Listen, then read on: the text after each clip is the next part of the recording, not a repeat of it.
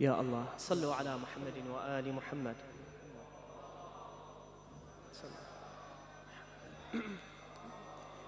ثانية على حب الزهراء.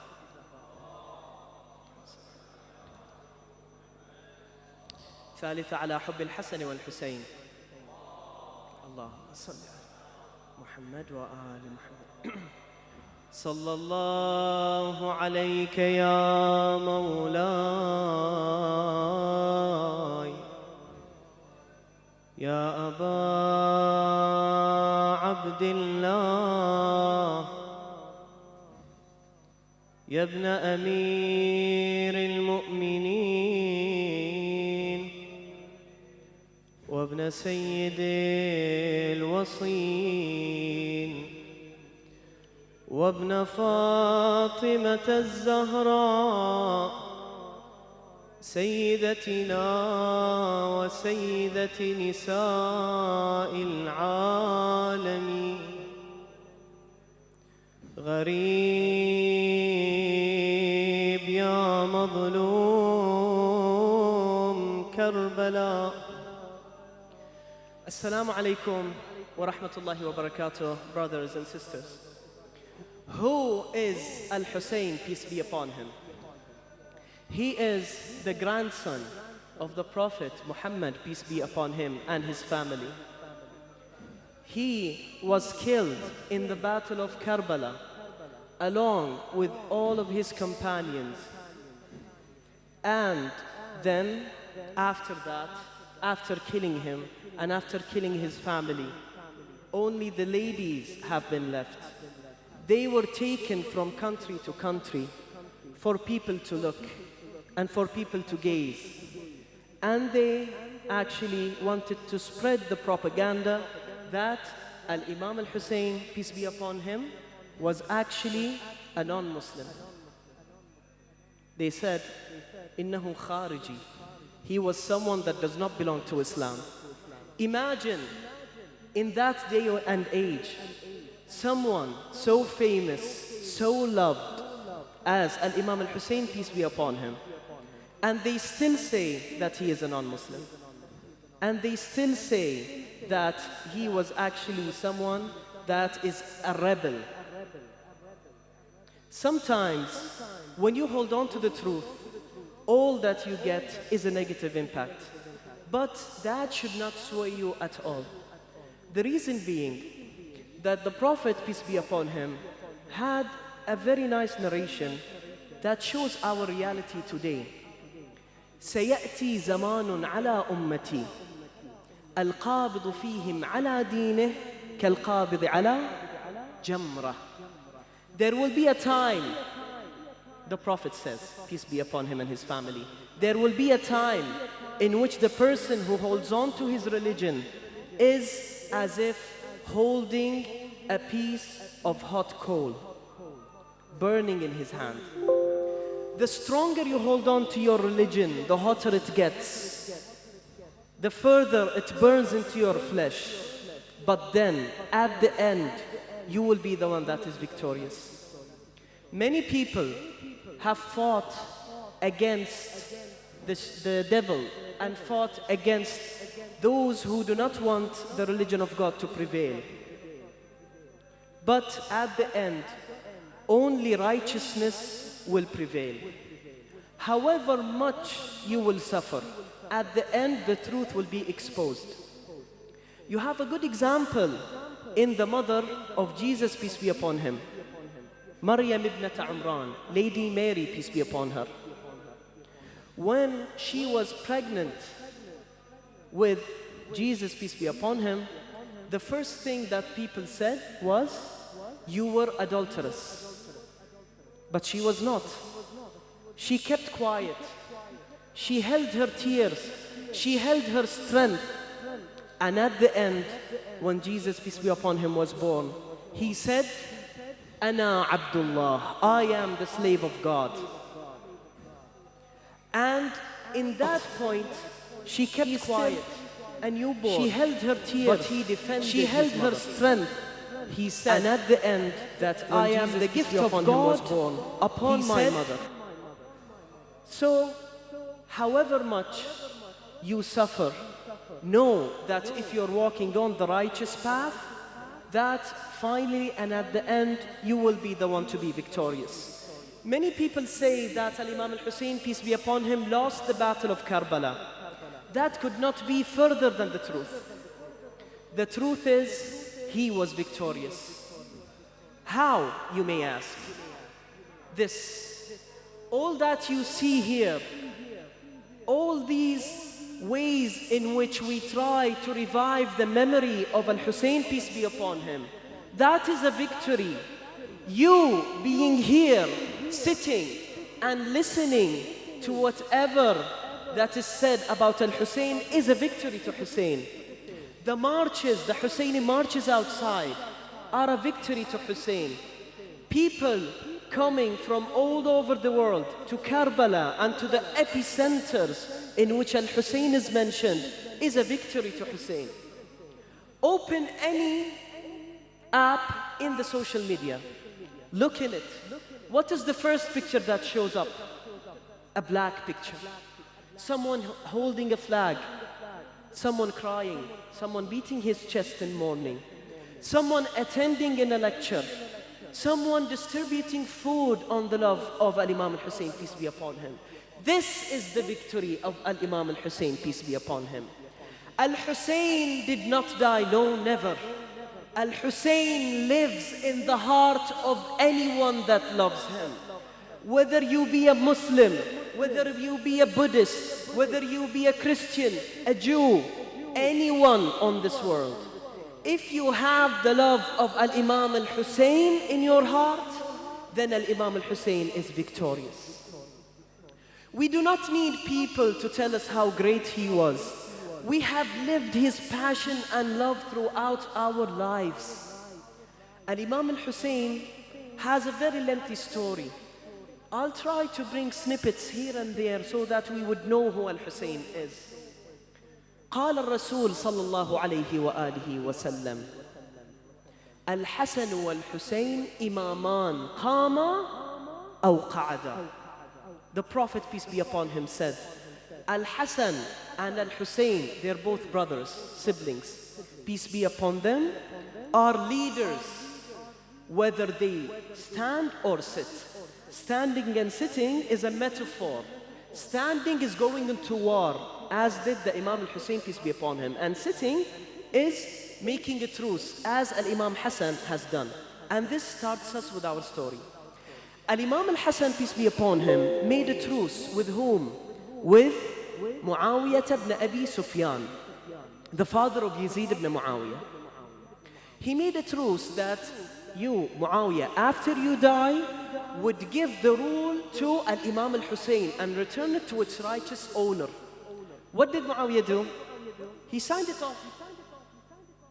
What is the first thing that Yazid has done after he heard that his father has passed? He went directly to the advisor of Muawiyah ibn Abi Sufyan. And then he told him that what to do now. And he said, the first thing that we will do is retake your father's legacy. That is what he said. And even Muawiyah ibn Abi Sufyan, after he signed the truce, the first thing that he has done is rip it into shreds and throw it away. That's what he did. Afterwards, Al-Imam al-Hussein, peace be upon him, knew that there was a grievous danger surrounding Muslims. I'll tell you how.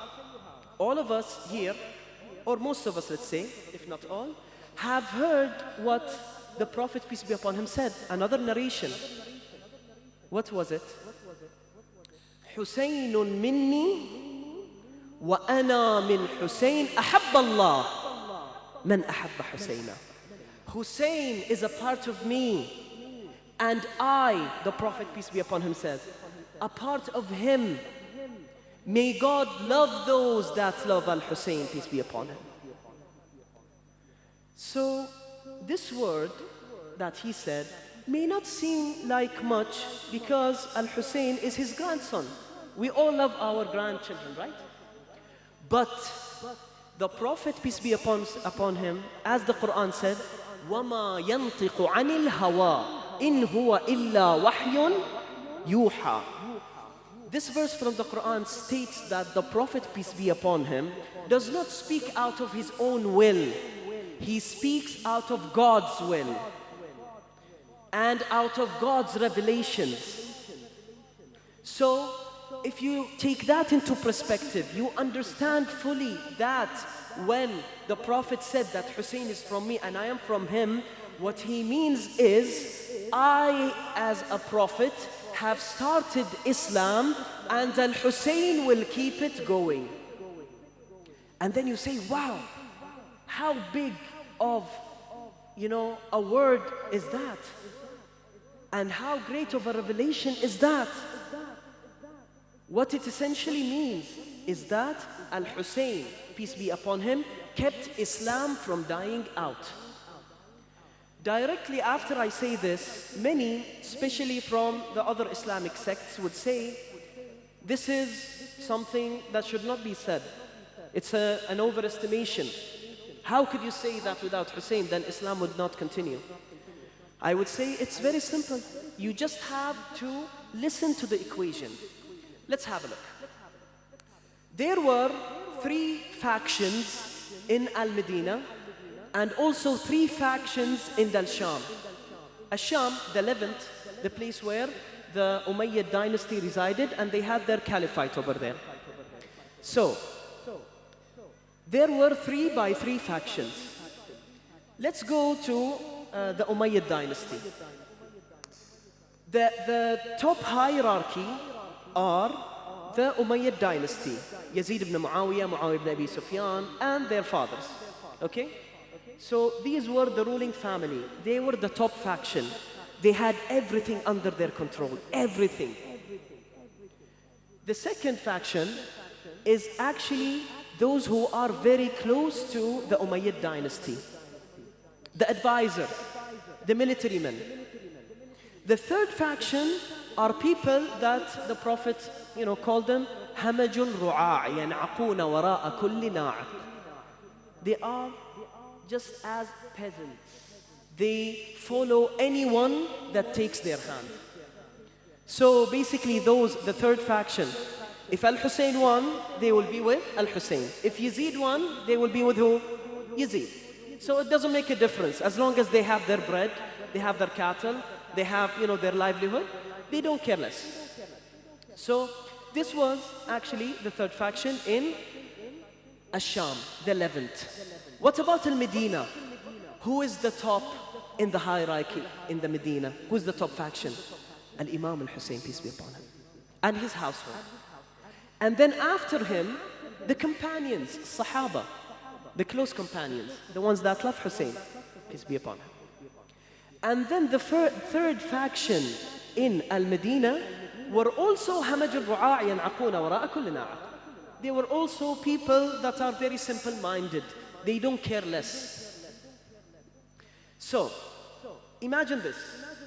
Imagine if Al-Imam Al-Hussein, peace be upon him, did not fight the tyranny of Yazid. Do you think that the companions will even lift a sword without Al-Imam Hussein lifting a sword? They would not. No one in Al-Medina would move. Because Al-Hussein is the first and topmost faction there. And then, after him, you have the companions that know that Al-Imam Al-Hussein, Imamun qama aw qa'ad. He is an Imam whether he stands or sits. So, they will not say anything that he does not say. They will not move unless he moves. And what about the third faction? Do we need to talk about them? They won't move. If you tell them come, they won't come. Let alone if you leave them alone.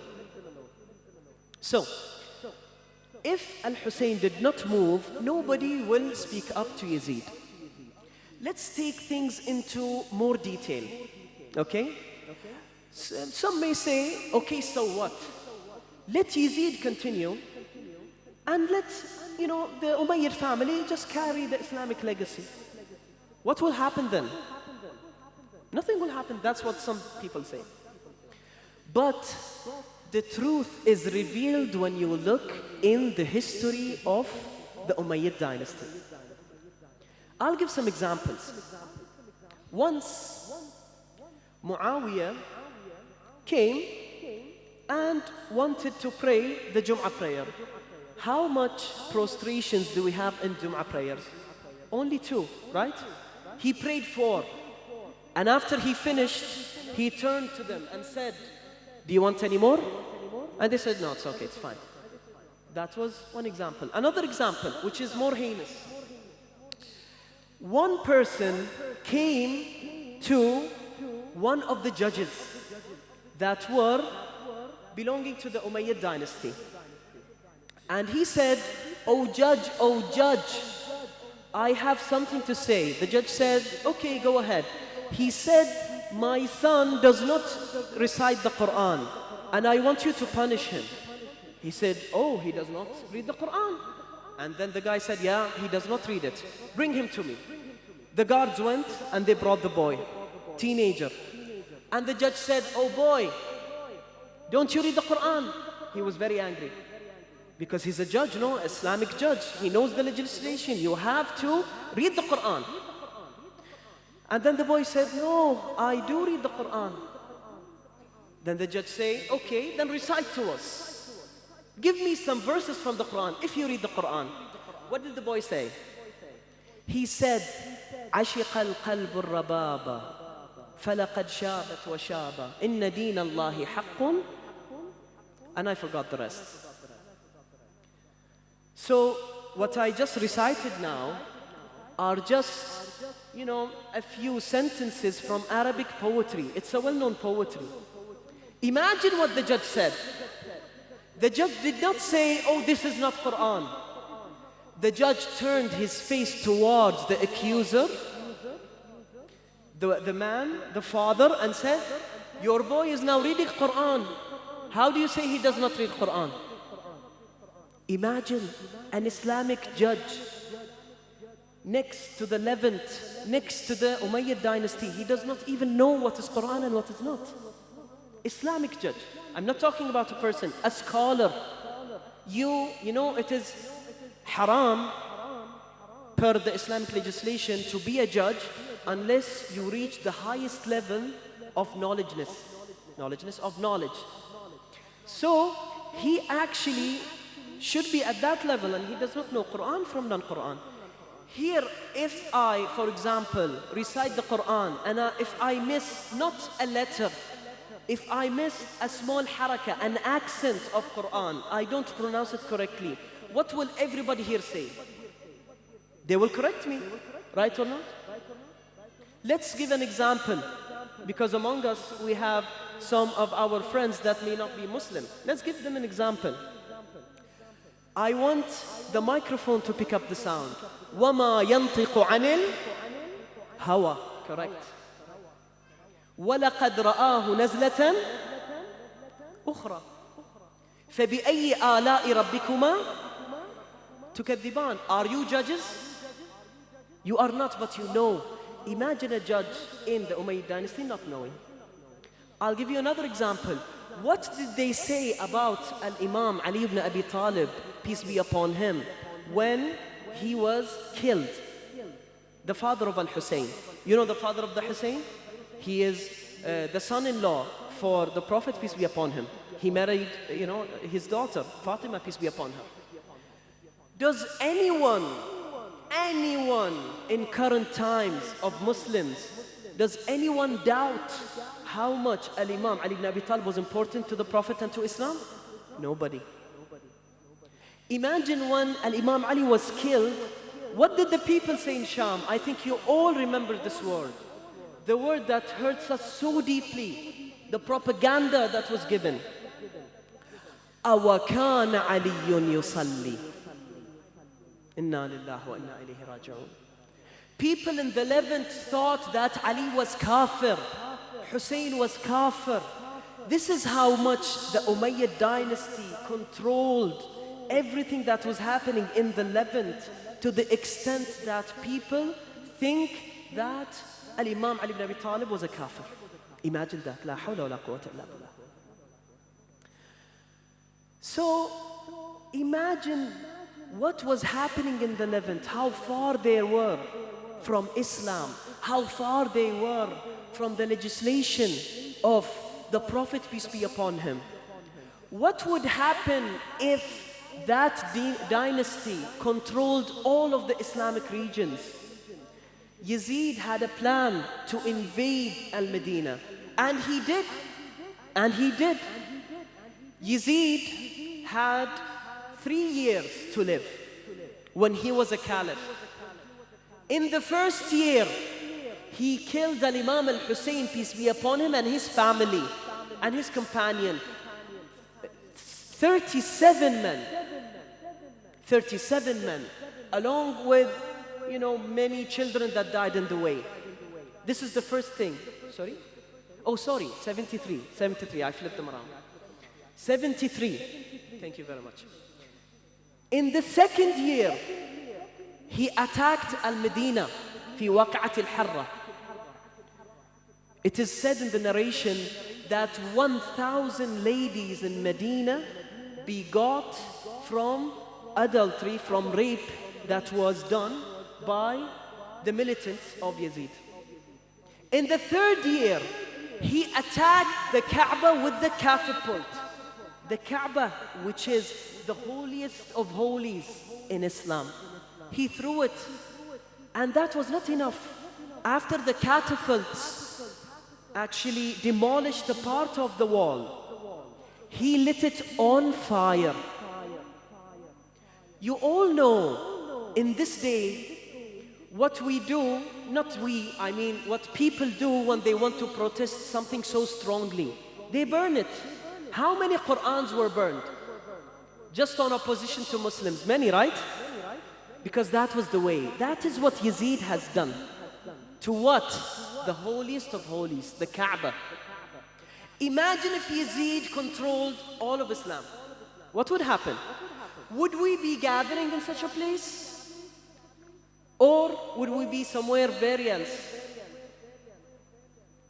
The narrations say that Yazid ibn Muawiyah used to have drinks, wine, beers, whatever, intoxicate himself, and then have the dancers, and have the singers, and have people who are, musicians to come to him. And he used to lie behind the wall. Why? He listens to them afar. Why? Because he acts in such a manner that is so disgraceful that even his henchmen, the close henchmen, when they hear him, making all those different sounds when he's intoxicated, they say, "Oh ladies, stop what you're doing," to tell people that this is not the sound of Yazid. This is the sound of a singer or whatnot. A lady that is with him, a companion. Imagine such a person holding Islam in his hand. Al-Imam al-Hussein knew that if he did not move, nobody would move. If he was not gone and killed, then Islam will be killed. So he said, this is actually not a saying of Al-Imam Hussein, but a very fine piece of poetry, Look it up afterwards. إن كان دين محمد لم يستقم إلا بقتلي يا سيوف خذيني. If the religion of the Prophet, peace be upon him, would not stand if I was not killed, oh swords, come and take me. That was Al-Imam al-Hussein, peace be upon him. Al-Imam al-Hussein, tomorrow, the 10th of Muharram, was killed by a blunt sword, and he was struck 12 times until they severed his head from his body. But before that, before any of that happens, Al-Imam al-Hussein had a small child, Abdullah al-Radi'. He was a newborn. He was still not weaned. He was so young he could not eat. The only thing he could do is breastfeed. Imagine a child that small. Al-Imam al-Hussein at that point, في العاشر من محرم, at the 10th day of Muharram, was so thirsty. You know, they prevented him from going to the river 3 days in a row. 3 days he did not drink any small glass of water, not even a drop. And so are his children. So is this newborn. The mother of the newborn came to Al-Hussein and told him, "Oh Hussein, this is your child, this is your small newborn. I don't want him to die between my hands. Oh Hussein, take him away." So the Hussein took that small child. He went and looked at him. The child was crying, but because he hasn't had anything to drink for 3 days, he could not hear his voice. His heart was broken and shattered, and so he went outside to the tents. He went walking, not on a horse, walking on his feet in the sun towards the army of Yazid. And he said, "إن كان ذنب للكبار فما ذنب الصغار خذوا طفلي هذا فاسقوه شربة من الماء." What he said is that if you think that I am guilty, then this child is not guilty. Take him to you and give him some water. And after that, the army of Yazid were looking all on Hussein. Some people were saying, "Give him the water." Some people were saying, "Don't give him the water and let them all perish." And then قال عمر بن سعد ماذا نفعل? Umar ibn Sa'd, what do we do? Harmala said, he was looking at Harmala and he said, Umar ibn Sa'd looked at Harmala and said, اقطع نزاع القوم. Cut this discussion and converse. So Harmala looked at that small child, and that child was moving in the hands of Hussein. And suddenly he laid his head back, so his neck was very apparent. And when that happened, he took his bow and arrow and he aimed at that small child. أين المنادي وإماما أين المنادي وسيدا. So he threw his arrow from his bow and it struck that small child, severing his neck. وحسينا وإماما. When Al-Hussein, peace be upon him, saw that small child crying and moving his hands and feet, when the child felt that blood gushing from his neck, he thought that it was water. So he moved his neck, trying to drink from his own blood. أين المنادي وحسينا. And after that, the Hussein, peace be upon him, took the blood of that Radi', of that newborn, and he lifted it to the sky. The narration said, no piece of blood returned to the earth. It was carried to the heavens.